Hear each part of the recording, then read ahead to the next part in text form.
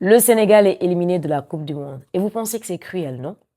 Je trouve plutôt que c'est logique. Il faut se rendre à l'évidence. C'est logique. Les dieux du football ne pardonnent pas deux fois. C'est impossible. Allez dans la vidéo que j'ai faite juste avant la publication du 11 de départ. Je disais que s'il y a un homme que les supporters sénégalais craignent, c'est Pape Thiaw.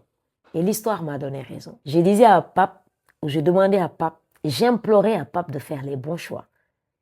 Oui, sur le 11 de départ, on était tous d'accord. C'était le bon 11. Et on inscrit ces deux buts-là. Donc ça va. Mais le problème, tu es dans un match à élimination directe. Dans la plus prestigieuse compétition du football, la Coupe du Monde. Tu joues un match à élimination directe. Tu mènes au score 2-0. Sauf que Pape a arrêté de coacher quand il a mis les deux buts. Alors dans ce type de match-là, c'est 90 minutes. Si les deux équipes ne se départagent pas, on part en prolongation.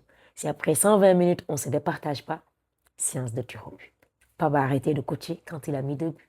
Qui peut me justifier le fait que Pape ait décidé de se débarrasser de tout son milieu de terrain? Tu mènes face à une équipe belge que tu as maîtrisée, que tu as dominée. Regarde-moi ce but, ce fabuleux but d'Ismaïla Sarr. Contrôle, amortissement, enchaînement. Magnifique but. Dieu sait qu'il méritait d'aller loin dans cette compétition, Ismaïla Sarr. Il méritait, l'équipe méritait. Si on avait un coach, mais on n'a pas un coach. On a un sélectionneur, mais on n'a pas un coach. Parce qu'il a l'habitude de dire, sélectionner, c'est éliminer. Mais je pense qu'il n'a pas le coaching dans la tête. Parce qu'un coach qui ne sait pas avoir la bonne lecture, on a commis tellement d'erreurs depuis le début de cette compétition. Et malheureusement, ces erreurs ne nous ont servi à rien. C'est ce qui fait mal au cœur. On s'est relancé face à l'Irak. Cette équipe belge, elle était prenable. Tu l'as maîtrisée. Tu as mis 2-0 jusqu'à la 85e minute de jeu. Et tu te fais remonter facilement. Quand Garcia dit que ce genre d'équipe, elles perdent leur structure à un moment du match, je ne sais même pas comment il l'a formulé, mais il a raison. Pape a complètement perdu la tête. Tu fais sortir Pape Gueye. Tôt d'ailleurs. Déjà la sortie de Pape Gueye, elle est matinale. Nous, citoyens sénégalais, nous, personnes lambda, qui sommes à des milliers de kilomètres de vous. Quand moi, par exemple, je vois la sortie matinale de Pape Gueye, mais qu'est-ce que je me dis? Il y a un peu physique. Mais à ma grande surprise, Pape en zone mixte déclare qu'il se portait bien. Donc Pape Thiaw, est-ce que tu peux nous expliquer c'est quoi le projet derrière la sortie matinale de Pape Gueye? Pourquoi faire sortir Habib Diarra? Pourquoi faire sortir Iliman Ndiaye? On reproche très souvent à Iliman de trop garder le ballon. Mais dans ce match-là où tu mènes 2-0, tu as besoin de quelqu'un qui porte le ballon, qui garde le ballon, qui possède le ballon. Tu n'as pas mieux qu'Iliman Ndiaye. Parce qu'il va contraindre l'adversaire à commettre beaucoup de fautes. Et ça va leur casser le rythme. Ça va tout simplement son pressing. Les efforts physiques qu'il fait. Les projections vers l'avant. Pourquoi le faire sortir? Tu fais entrer Lamine Camara. Même pas 2 minutes sur le terrain. Lamine, il fait un tacle et un retard. Jaune logique. Carton jaune logique, je dis bien. Quelque temps plus tard, dans les prolongations, il met son pied en avant. Je pense que le règlement a changé parce que normalement, ça ne devait pas siffler le penalty. Parce que c'est Lamine qui arme en premier son pied. Après, bon, peut-être que ça a changé. Mais ce n'est pas ça l'objet de ma vidéo. Je ne veux même pas polémiquer parce que c'est des matchs, c'est normal, c'est des faits des jeux. Si l'arbitre décide que c'est un penalty, il faut respecter, c'est un penalty. Pas de souci. Pas mal de gens se sont fait voler. Je pense que même le 3e but de la France hier, face à la Suède, Kylian Mbappé, moi je pensais qu'il était hors-jeu. Je ne sais pas, mais je pensais qu'il était hors-jeu. Mais c'est des faits des jeux, il n'y a pas de souci. Comment se fait-il dans ce match, Pape décide de se débarrasser de tout son milieu de terrain? Mais le changement, c'était où? Tu décides de changer au niveau du milieu de terrain.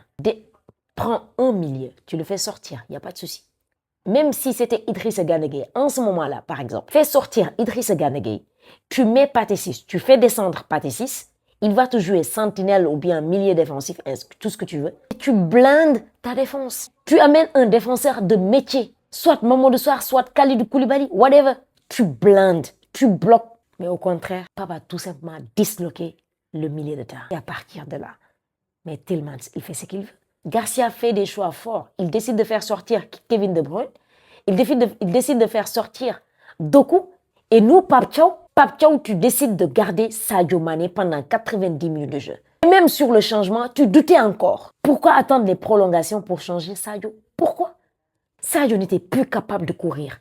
À plusieurs reprises dans le match, Ismaël Sarr a tellement essayé de le servir, mais Pape ne peut même, qu'est-ce que je dis Pape? Sadio ne peut même pas se défaire d'un joueur. Parlons même pas de joueur. C'était pas son match. Ça arrive. Ce n'est pas qu'on n'aime pas Sadio, encore une fois. Oubliez ça. C'est notre légende. On l'aime plus que tout. Mais il était cuit debout.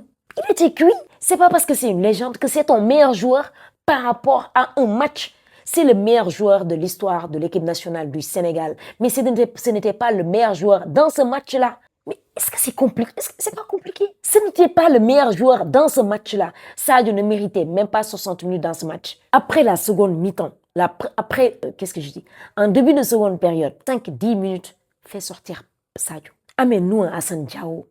Et moi, le changement que j'espérais de ta part, Pape, c'est de laisser Ismaël Sarr sur la pointe de l'attaque. Tu mets Nicolas Jackson, mais excentré, gauche. Ce n'était pas son poste de prédilection. Avant qu'il ne soit axe, il n'était pas excentré. Beaucoup de choses à dire. On ne peut pas tout dire. Mais encore une fois, on se rend compte, et c'est trop tard, on se rend compte des bêtises qu'on a faites depuis le début de cette compétition, et c'est trop tard. Tu décides de tout gâter dans un match aussi crucial. 86, 89, 125. Tu encaisses 3 buts. Tu te fais éliminer. Cette élimination, Pape Thiaw, on ne peut pas te la pardonner. On ne peut pas te la pardonner. Non. On ne peut pas te la pardonner, Pape. On ne peut pas. Félicitations à la Belgique. Vraiment, félicitations à la Belgique parce que les changements ont été... Le coaching était gagnant. Vraiment. Beaucoup d'intensité. Ils y ont cru jusqu'au bout. L'entrée de Lukaku a fait très mal et on se fait manger. Voilà. Donc, il ne faut pas dire que c'est cruel. Moi, je pense que c'est logique. C'est une élimination logique. Au vu des erreurs qu'on a commises depuis le début de cette compétition, encore une fois, c'est logique. Il y a quoi à nous aujourd'hui?